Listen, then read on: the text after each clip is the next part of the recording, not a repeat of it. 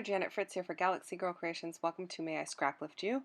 Today I am scraplifting an awesome layout, actually, by Desiree's Tale. And I really loved the triangular effects at the bottom, and triangles are something that I kind of struggle with when they're small like that. Like I can do a half of a page triangle, like, you know, a diagonal down the center, um, or I can do it where I can just like shove my paper on a corner of my paper in and cut it off, but doing small triangles that have to kind of match up in size is always a little bit more difficult for me. So what I did was I started by measuring one of them, and then I held it up to the paper and cut the other one based off of that measurement. And I thought that worked well because then they're the exact same size. And then I took them over to my secondary piece of paper, as you see there, and then I'm just using my ruler, and I am marking the top of those two triangles so that I can kind of gauge how tall I need to make my second set of triangles. So I'm just kind of cutting that off there so that I don't make these triangles too big. I want them to fit inside the other ones to make kind of a chevron type of a look. And so I like how that's coming together. And the heart ones, I am going to put the proper direction, of course, because those, you know, you want your hearts the right way. And then the florals, it doesn't really matter which way those go, because on this particular paper there is no right or wrong orientation. The leaves are coming out in all different directions. It's not like they're growing from one direction to the other. And then you can see there the little edge piece, it is kind of overhanging, but that's okay. I can figure out how big of a gap I want between my triangles by sliding that piece off of the edge and just opening it up a little bit more, and then I will trim it down. Now you will notice the triangle on the right hand side with the hearts. When I put that down, I don't get it centered, but I do go back and fix it. So don't worry about that. It will get fixed. I haven't put it down yet, but when I do, actually it was the first one I put down, actually. Sorry about that. Yeah, it definitely, you can see the gap on the right hand side is larger than the gap on the left, but I will go back and fix it, like I said, because that would definitely bother me. And then I have these three photos, and this is of, I'm on the right hand side, and then my friends and I are on the left hand side, and my husband is actually taking the photograph, so he's not in the picture. But we went to their house. She had made like a homemade strawberry cake and invited us over for cake that evening, and so we went over and just hung out with them, which was really nice. They live just a couple streets over, and they're like one of the few people that we've seen through COVID periodically. We don't we're all vaccinated now, but we would see them like around the neighborhood. We'd go walking kind of near each other, not right next to each other, trying to maintain social distancing and all that, with our masks on, being good kids. So then I pulled out this piece of paper. This is from Jen Hadfield. The floral and the heart paper are both from Jen Hadfield as well, but the background paper is from Pink Fresh Studio. And so I really liked how they kind of came together, and they matched really well. And I thought that the colors at the bottom kind of pulled in those lighter colors of the background paper, which made me really happy. And then I knew I wanted to use a floral because I want to fussy cut some of those florals and use them as embellishments. So I just used the pieces of the triangles that were left over from creating the portion at the bottom. So the pieces that I did not use, I went ahead and fussy cut the flowers out of that. So I didn't really waste any paper by doing that.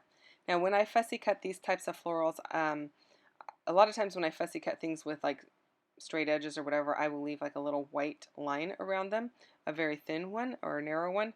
But when I'm doing these florals, I find it better to just cut right inside the line, because oftentimes there are overlapping flowers, and then you get the colors from different things showing, and you don't really want that because the color is not going to be the same color all the way around the flower. And plus it's really hard to get them cut perfectly. Now these little blue flowers that have these super thin stems, I did leave a little bit of white space around the stems because otherwise they were just too delicate and would have just they wouldn't have stayed together because the little stem on them is so narrow.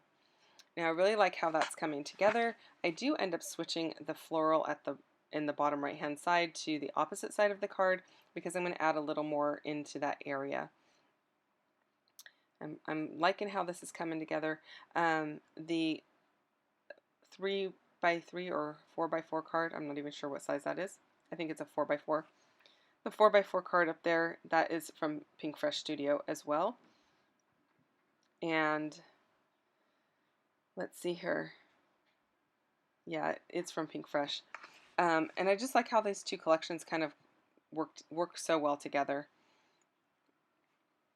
Also, when I do cut the florals, I usually cut whatever flower is on top. Like if you look at that paper there that has all the flowers on it, if the pink flower is on top of the mustard colored flower, I would cut the pink flower and leave you know, a section that is cut out of the mustard. Now of course if I wanted both of those flowers, then I would just cut around both of them together, but if I only wanted one, I would opt to keep the petal of the pink one because you know, you can always tuck that mustard one under somewhere else.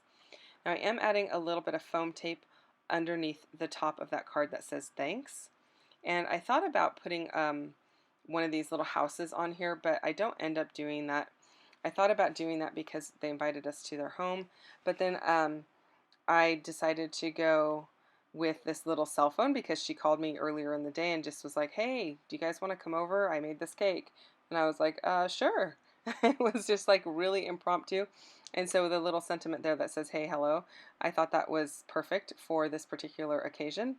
And then I am going to fussy cut around these little gold sprigs a little bit more because there's so much white around them that I feel like they needed some of that to be trimmed off.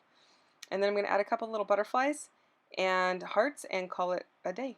That's pretty much going to do it for most of this layout. I think I do add a couple of other little things here and there. But while I do that, let me just tell you a little bit about May I Scraplift You. We are scraplifting people for the entire month of May. I have been playing along with Crystal Barrett and several other people. You can check my description box down below for a list of all of the people that are playing along, and go check out their videos and see what they've got going on, and leave them a little bit of love as well.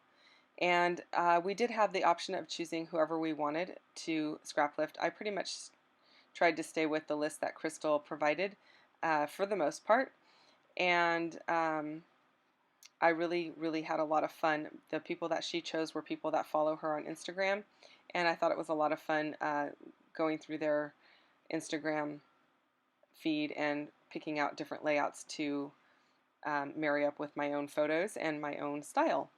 So I'm just going to add some tracing around all of these pieces because I thought that it worked really well with the title. You didn't see me put the title down there, but I do add the title. It says it started with a cake. The words, the little letters for it are off to the right there, and I will add those down, but I do need to add, I think, a little bit of adhesive to it. I think that's why I'm waiting. And then I added some dark sequins to finish everything off. Here I'm going to add those last two letters, and that is pretty much going to do it. Thanks so much for watching. If you don't mind hitting the like button down below, I'd really appreciate it. If you're not already subscribed, I'd love for you to subscribe. And if you are already subscribed, thank you so much for watching and spending time with me today. And you know what? I made a mistake there. I did not add sequins. I added some matte finish enamel dots from Gina Marie Designs. So that's the end of the video.